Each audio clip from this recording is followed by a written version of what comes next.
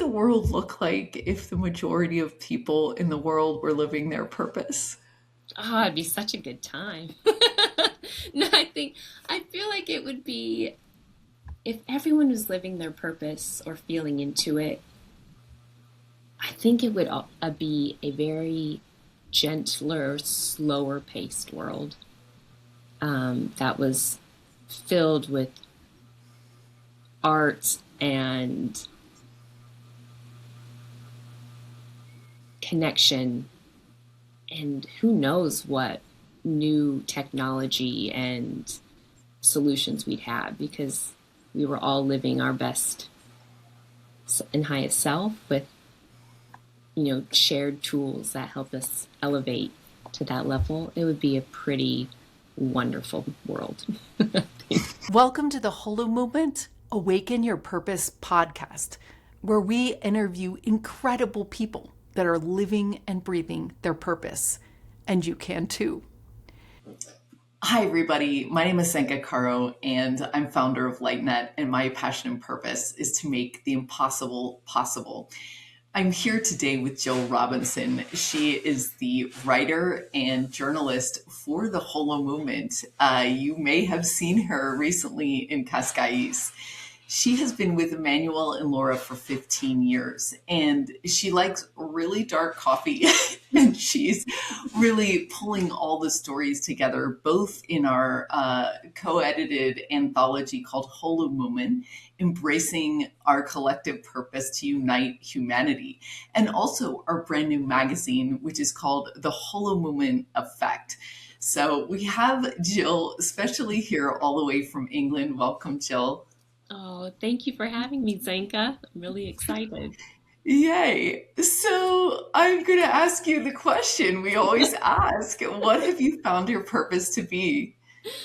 Well, I think I was saying earlier I would much prefer to write this down. I'm used to that. But my purpose is to tell the stories and capture the stories of just the good things in the world, the good work people are doing, the delightful treasures you find outside your window, like in Mother Nature, that just give you hope and inspiration just to be your best self and to take care of this planet. And so in this season of my life, that shows up as stories and anything written. That's where my medium tends to be, is the written word, but really just so people can find and connect each other through those stories and of what's possible.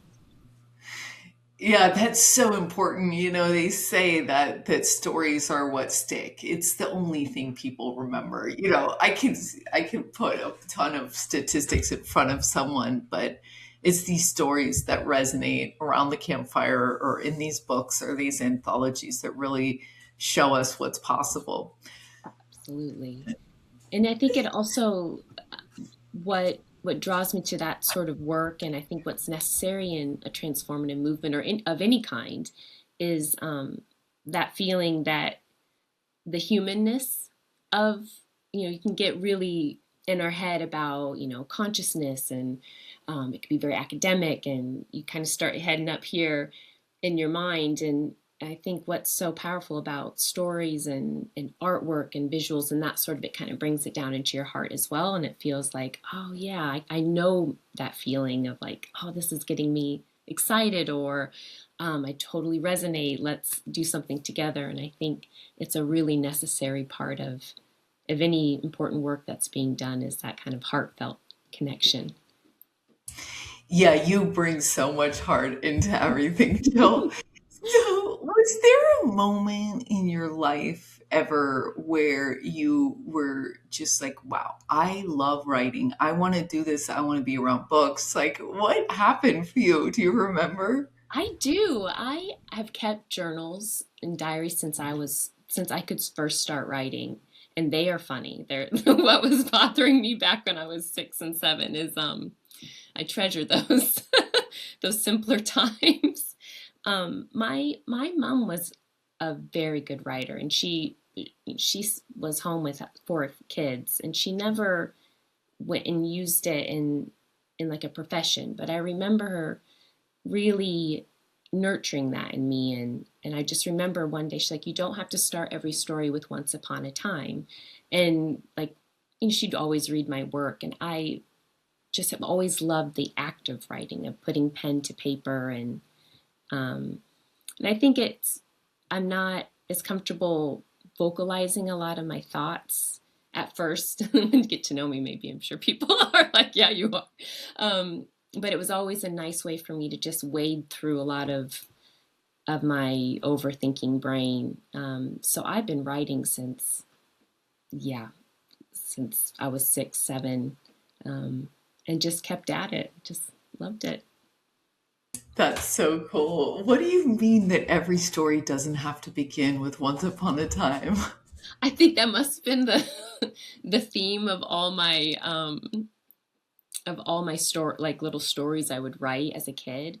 But saying that out loud, it's like, wow, that's kind of a profound way. Like, it doesn't have to be a pretend fairy tale of what I'm putting down. Maybe this can be a real, this vision can be really put into action, or nothing's just gone. But yeah, I'll have to dig up my many notebooks, but I think I went through a phase where I was just writing a lot of fairy tales. And my mom was helping me emerge out of some of these themes to explore some other types of topics, I think. Yeah, that's so interesting. Well, yeah, once upon a time about the future, I've always wanted to do that. I love it. What kind of writer was your mother? What did she like to write? I found some of her old notebooks, and she did like fiction, but just short stories. But she never, I don't think she published them or like submitted them anywhere. But I always remember really respecting her and really loving her writing, and when I was a kid, and it did inspire me to keep going and work on my own stories at the time and poems, and then ultimately pursue journalism as a career. So it must have planted a pretty important seed. Yeah. When was living your purpose a struggle? Oh my gosh. Um, I would say I it took me a long time to feel like, right, this is my purpose. When I was in high school and going into university, I wanted to be like a writer or of some sort. I didn't know, more of a creative side. And my guidance teacher at the time was pretty old school. He's like, you should be a teacher. I was like, okay. I didn't have the confidence I was like, okay, I'll play the safe road. And so I went into elementary education as my degree. And I remember leaving that after 2 years. I actually did a practicum, and I was like, I have so much respect for teachers. This is not I don't have the patience level. And so I left the major and I went right into journalism. I just walked across campus and I was like, this is what I want to do. So I quit my major and then walked into the other building and said, I want to be a journalism major. And I could feel that like sense of like, yes, this is for me. And I was the editor of the yearbook and I did the newspaper there, and I just felt excited. And then when I left university, I did not do the internships I should have done. And I went and traveled. I was a bit burnt out. I ran track and had done a lot. And I was like, I want to do some exploration of my own. And so I used my journalism degree to work in a pub in Edinburgh in Scotland. And that's when I started to feel very lost. I had known that I was on the right path, and then I kind of left. And so there's years when I was traveling and I worked over in England, and then I moved to Chicago and I was a bartender and just felt very lost, wanting to be on that road to use my purpose. But then you get into like, oh, can I make enough money being a journalist? I don't have the clips for it. And it was very scary to step into that. And, am I going to be financially, can I say that I'm a writer, and is that a career, and things like that. So that was hard when people are asking, what are you doing? And that's what I wanted to do, but it was very hard to break into that kind of field. When I found Greenheart, which is Emmanuel and Laura, the cultural exchange organization, I faked the clips. I just wrote fake travel articles to get anxiety. Like, we need a I don't even know what the internship was at the time, but I was like, this is it. I need to get back to writing. And so I just wrote articles, and I told them, I was like, these aren't real, but I made them look like they were in a newspaper, and I got hired. And then it was kind of starting to get back on the track of, all right, this is the stories I get to tell now. And but it was really that financial, like the scarcity mode, that was a hard time, kind of trying to balance living my purpose and living in the world where I need to pay my bills. Yeah, and having your entire environment, including, your mentors and teachers going like, oh yeah, I mean, my mom was like that too. And they were just like, yeah, well, you know, just go find a husband. You can't be an artist. You know what I mean? Like, don't even like try, you know. So times are definitely changing. We Absolutely. interviewed an author, Sandy Sedgwick, and her mom was like, couldn't even handle that she was a writer. So she was like, "Oh, you're just like a typist, right?" And she's like, Oh, "No, I'm a writer." oh no. I'm so fortunate. I've had, like, my family is amazing in, like, the support they give me. Um, I think I put a lot of pressure on myself. Like, I've got to, like, make it work financially, and I think I'm learning now, especially as a mom, like, you have to learn to ask for help. But back then I was like, I'll do it. I'll figure it out. But I'm lucky that my family has been incredibly supportive of what I've done. So I'm very That's great. fortunate. So, they say that a majority of the world doesn't cross that campus and get in the right school, that the people just don't find their purpose, maybe even 95%. What's your theory on why that's the case? Oh, that's a great question. I think there's a couple, like, for me, when I've thought about that, because that's like, whew, to not know your, like, have a sense of meaning, I think is a really, that can send you down a very slippery hill. One, I sometimes wonder if the idea of finding your purpose is very daunting. Of like, well, what if I get it? I should say, when I think about it, I'm like, what if I get it wrong? What if I pursued this and it was the wrong purpose? And I've started to kind of try to switch that mindset of purpose isn't a solid definition, and that's it. Or sometimes purpose isn't, like, gets mixed up with vocation. I was like, it's purpose is beyond that. And I think, it could be like a context of like, oh, well, that's just what my purpose is and what my heart is feeling I can't pay the bills with. And it's like, well, we can go deeper. And other times I do think there are some real initial struggles in the beginning if your purpose is more of a, I don't know if I'm going to say, I don't know if I agree with what I was just going to say. So I'm going to pause that out. Sorry. Um, but I do think that, and what I love about your podcast, it's awaken your purpose. So it's not something we're searching for and we went down the wrong road and we couldn't find it. I think we all have our purpose inside. And if we can come at it with awakening it versus the context of I have to go find it and I'm not in the right school, I didn't have the right upbringing, I didn't have the right tools. I think when we kind of remove that, then it suddenly becomes, oh, it's been with me the whole time. So how can I start feeling into it? But it's a very big word. And I sometimes think maybe if we only think of it as like I was saying earlier, like I found the stone, then that can be difficult. So maybe that's why it's a challenge for a lot of people.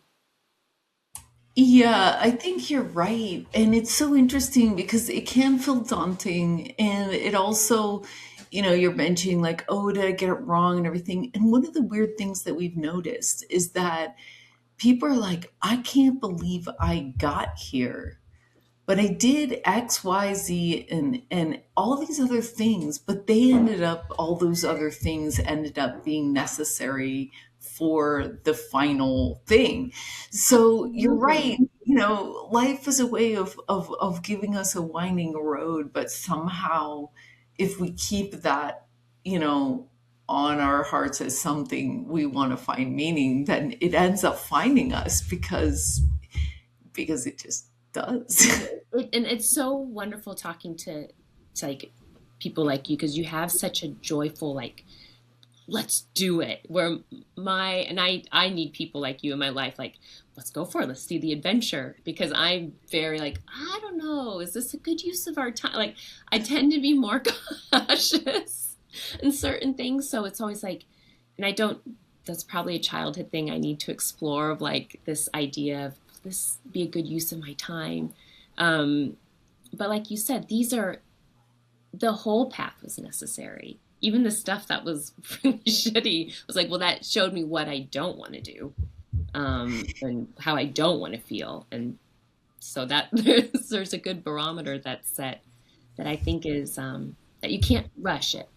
I think you have to go through Yeah, that. it is so interesting, Jill, because you were commenting that your purpose was to have people slow down a little bit, notice the beautiful things in life, notice the things out the window, notice the things they might not stop for, and also, the people and their stories. But then you actually did. You took that time after school to go travel. So you've actually, if you're going to write about this, you better have lived it. And It's then it sounds like you have, which is like, yeah. yeah, So no, that's beautiful, right? that's true. Thank you. Thank you for that. That was not, working in a pub was not a waste of time. No, that was some of the best stories and life lessons I could have had doing What that. advice would you have for people that haven't found what they really love yet? Oh, I would say keep keep following your curiosity, and notice what continues to pull at your heart and your attention, because that's important, and that's going to tell you, have the clues to what you keep coming back to. And that is hard, because there's so many things, everybody will tell you what you should be doing, or what's the norm, or this is the way to do it, and it's so hard. I mean, I get caught in that trap of like, oh, that's not how you do a magazine, or that's not how you tell a story. But when you keep going back, I feel like, follow your curiosity, and that's gonna, and look for the delights, what makes your heart just like be like, oh, that was amazing. And I think those are all signposts to something bigger, that where you're being called to step into. Yeah, I love that. And don't always take everyone else's advice. I like that advice Don't too. listen to anything I'm saying. And about the advice, don't take anybody's advice. No, there's Um, incredible advice out there, and also listen to advice. Jill, what do you think effect you've had on people around you by you living your purpose? Oh gosh. Um, uh, I would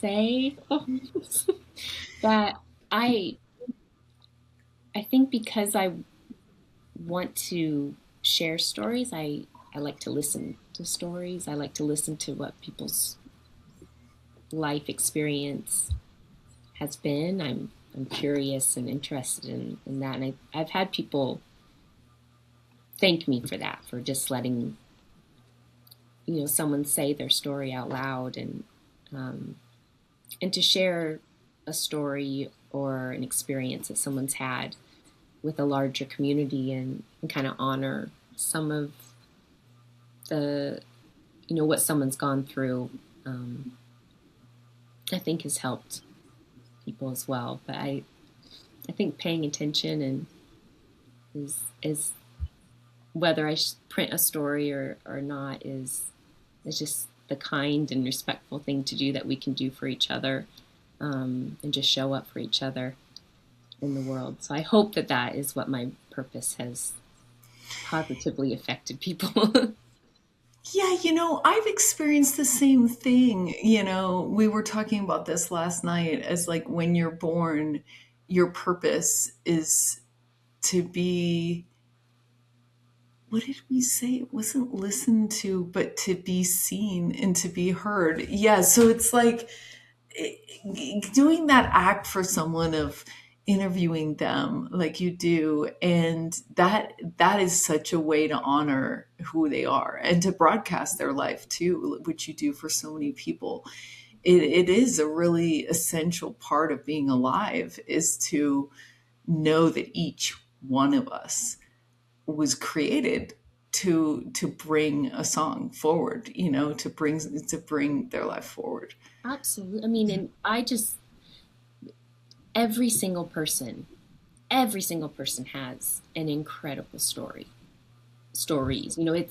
It's easy to be like, oh, I just go to my work. I'm like, oh, no, if you ask, like, if you think about or ask enough questions, or not in a not in like a probing way, but oh my gosh, even just walking down the street, there's some people I've met. I'm like, wow, I would not have guessed that. And I think that's so exciting when we start thinking about what can we possibly co-create. What are the solutions that we can come up with to fix X, Y, and Z, or to just have a really good time and, make something amazing. It's each of us have that in us. And if we can help each other find that, and then we're on the right track, I believe. And hopefully that's where, I hope I can use my purpose to help be a part of that. Yeah. Jill, what would the world look like if the majority of people in the world were living their purpose? Oh, it'd be such a good time.